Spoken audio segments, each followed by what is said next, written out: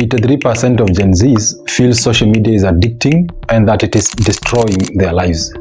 66% of them struggle with sleep problems and 44% with productivity. We've all heard that Gen Z is addicted to social media and scrolling. But is this a fact or just a subjective claim? This video explores this question from 6 different angles. But first, the root.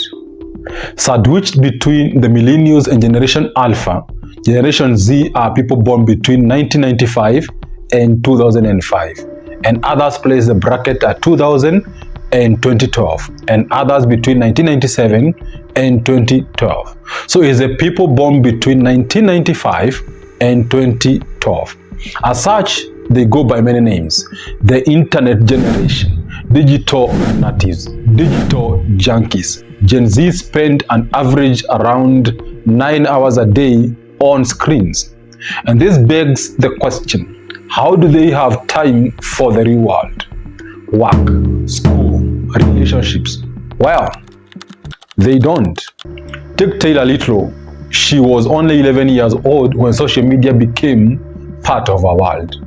At first, it seemed like a harmless way to connect with friends and explore the internet. But very quickly, at 12 years old, Taylor got caught in a cycle she couldn't break. She says, "When I say it was addictive, I don't mean habit forming. My body and mind craved that. It was like my whole being depended on scrolling and liking." She wanted comfort, but the more she looked, the worse she felt. The algorithm didn't help. The platforms kept showing her more and more harmful content.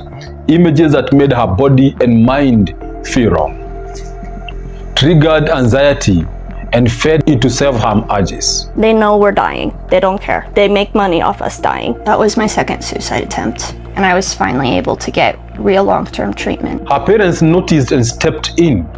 They took her phone, set strict limits, and talked to her.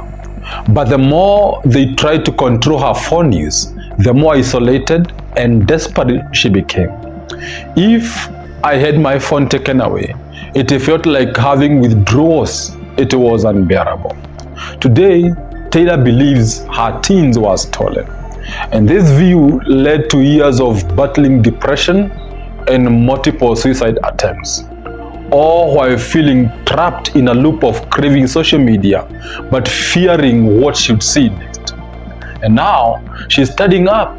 She's one of hundreds suing the biggest tech companies around the globe, demanding change.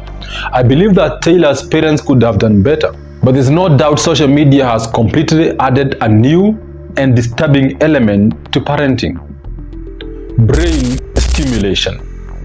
According to a survey by McKinsey & Company, 27% of Gen Z feel that social media and tech have a negative impact on their mental health. But despite this feeling, they find it nearly impossible to put the devices down. Why? Because social media is designed to stimulate the brain just like cocaine. Scrolling has been found to trigger the production of dopamine, that feel-good hormone that creates the feeling of pleasure. Again, 83% of Gen Zs feel they've become addicts to social media. Hence, they stop considering the consequences of their actions. The no consequences and don't care culture. The gospel that content pays is all over, and creators and influencers are going all out for likes, followers, and subscribers. The obsession with the numbers makes some go for straight up, fast-paced, ridiculous, knocking on doors and asking if I can use their shower, and dangerous content. Meet Mizzy. Full names Bakari Bronzogaro. At just 18 years, Mizzy wasn't just streaming, gaming, or jokes. He was recording himself pulling wild and often disturbing pranks around London. Unlike other streamers, Mizzy didn't seem to have limits. His videos included entering strangers' homes without permission, jumping on moving cars, and even taking other people's dogs as pranks. In one of those breaking pranks, where he walked into a random family home for content.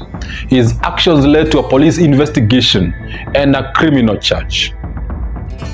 But instead of apologizing or stopping, he boasted about the attention and kept filming new stunts right after being released on bail.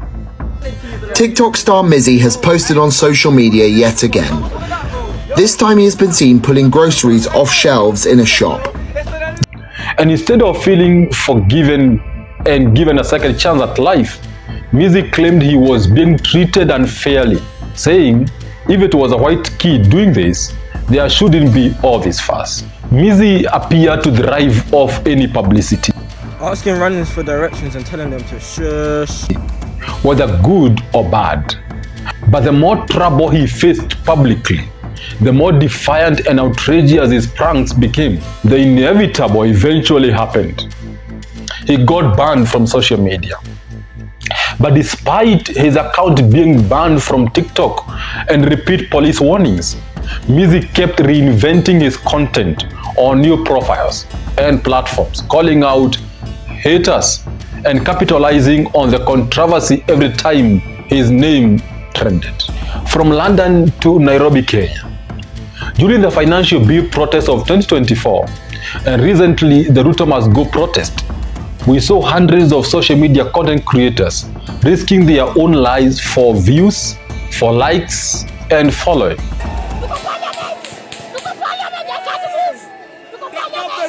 So here's your early update. Guys are now a long way up. It is disturbing to observe a generation that can trust a person behind a screen to tap the screen, so much that they are oblivious to real danger. Trusting the wrong person. Trust is earned. The problem is Gen Zs are disconnected from real life. Social media has been taking them farther away from authentic human relations where they can know who to trust and who not to trust. As a result, they are trusting people behind filters, Photoshop edits, and a series of surgical procedures like Brazilian butt lift or BBL. In 2022, Vera Sidika, a Kenyan socialite, underwent BBL to enhance her looks. Days later, she assumed the role of a life coach, advising ladies on how not to struggle with self-love. And what was the message? Please learn to love yourself.